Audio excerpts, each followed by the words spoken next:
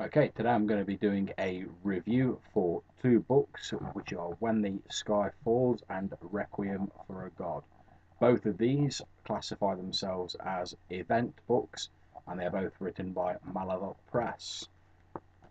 There's When the Sky Falls, my copy there, and there is Requiem for a God, if you can see that just there. When the Sky Falls is by Bruce R. Cordell, and Requiem for a God is written by Monty Cook. And as far as I'm aware, both of these books are still available via Drive-Thru RPG. I've been looking at both of these as inspiration for my Nordic God Apocalypse game that I'm planning on running at some point in the future. Details of that are in some of my earlier videos and in my written blog. I'll put a link in the description of the video. During the prelude period of this game I'm planning on running, it will have been established that at some point a Ragnarok-style apocalypse has occurred, and all of the gods have perished in one fashion or another. When the gods fell and the heavens collapsed, raining debris and deific corpses down on the world, it created an event that came to be known as the Night of Burning Stars. As I say, both the books that I'm looking at classify themselves as event books. They both cover one single event and how to incorporate it into your game. In this case, a meteor strike and the death of a god or gods. Both books are fairly similar in length, about 64 pages. They've both got the clean, simple, uncomplicated layout, which I've come to expect from Malhavoc Press products. And this is one of the positive points for the books as far as I'm concerned. In terms of content, the two books follow a very similar format. They each have a chapter discussing the event and another about how to integrate it into your campaign. There are chapters containing feats, prestige classes, monsters, and adventure hooks related to the event. To me, most of the prestige classes and feats are fairly solid, but a little bit uninspiring. The adventure hooks are okay, and the monsters are usable, if again not particularly inspired, and let's face it, given the vast array of bestiaries and other such monster books out there, how many monsters does one campaign actually need? In my opinion, less is always more in that department. Far better to have a few themed monsters that make sense than just throwing a jumble of random monsters in because they happen to be in a book that you've got. In my opinion, the first couple of chapters are where both books stand out. The discussions about the events themselves and how to incorporate them into your campaign. So it's these chapters I'm mainly going to focus on during this review. In Where the Sky Falls, there's a discussion of how a meteor or similar object would appear as it was falling, the damage done, and the size of the blast area. There's also mentions of the after effects, such as dust and debris being thrown up into the atmosphere. It's definitely something that's very interesting and something I intend to use in my game to more closely relate the death of the gods to the never-ending winter that follows. Perhaps the impact of the heavens and the deific corpses throwing up particulate matter into the atmosphere is the very thing that's responsible for the thimble winter which currently lies across the campaign world.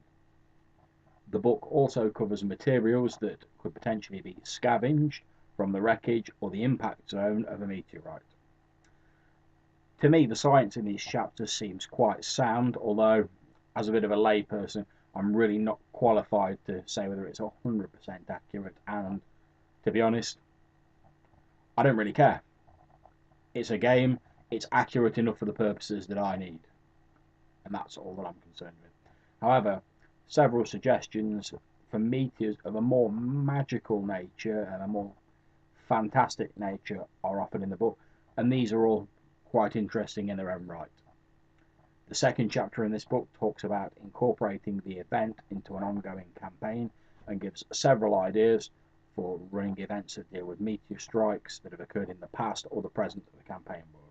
There's also some very useful advice about how such a strike could have an effect on the campaign world, whether it be the landscape, the climate, the society, or all of the above.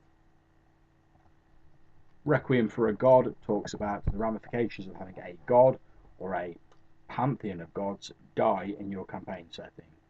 This includes discussions about whether a god's power is a tangible thing that can be stolen or destroyed, or whether some other method of killing a god is necessary. Obviously, this depends on how gods are treated and handled in your campaign world, and the book gives several suggestions for different models of how this could be ran. There's some interesting materials about what happens when a god dies. Do gods go to an afterlife, as it's assumed most other species do? Does an afterlife for gods even exist? Is this the first time a god's died, and is another plane created as a result of it? This to me harkens back to one of White Wolf's products, the Exalted line, where the primordials who were slain, the underworld was actually created in order to house their souls, because they had existed before the world and could therefore not be destroyed by the world, but could also not remain in it because they had been killed. I know it seems a bit complex, but it makes sense when you read Exalted. A good portion of the book focuses on what happens to the remains of a deity, since, given that deities are inherently magical beings of immense power, unless they fade into nothingness due to lack of worship, if this is possible in your campaign world, it seems unlikely that their corpse or their remains will not have some strange properties and still have a presence in your campaign world. The book proposes two magical substances, god flesh and god's blood, that can be obtained from the death site and used for a variety of things. This is an element I quite like, one I'll potentially use in my campaign. As people struggle to survive the Thimble winter, they'd have to rely on any materials they could. If this includes the flesh or the blood or some aspect of the fallen gods, so be it. I don't know whether I'd use them in the form they're presented in the book, but there's certainly some interesting ideas there that can be mined for a campaign. There's also some further material about whether a god can be resurrected after they've died, although surely this would form part of some epic quest. Or there's also hints at the horror an undead god risen from its own grave could bring to a campaign. The book also discusses how creatures that are contained within the portfolio of a deceased god would naturally be drawn to the death site of their fallen deity, and this is certainly something I intend to use within my game, since it gives you a nice themed approach to an area containing a deity's corpse. The chapter about incorporating the death of a deity into your game does a good job, as far as I'm concerned, of addressing particular concerns such as what might happen to a cleric whose patron god perishes. Will they still receive divine power? Will they be forced to draw the power for their spells from elsewhere? And how is society affected? How is a religious movement affected by the death of a god? Does the religion adapt? Does it find some other way to continue? Does it find some alternative source for its power? There's also mention of the possibility of syncretism, the concept of one religion absorbing another religion and joining the two tenets together to create something different to what existed before. Now, I find both of these books extremely interesting. They're not particularly expensive, and they do adopt a toolkit style approach where you can take one or two little elements from the books as you wish and plug them into your campaign setting. This is a concept I find very appealing. I like books where I can dip into them, take the bits that apply to my specific campaign world, and leave others to one side. That's something that I always find particularly enjoyable in a book. I also like the fact that each chapter has little sidebars containing checklists and important considerations for incorporating elements from the book in your campaign.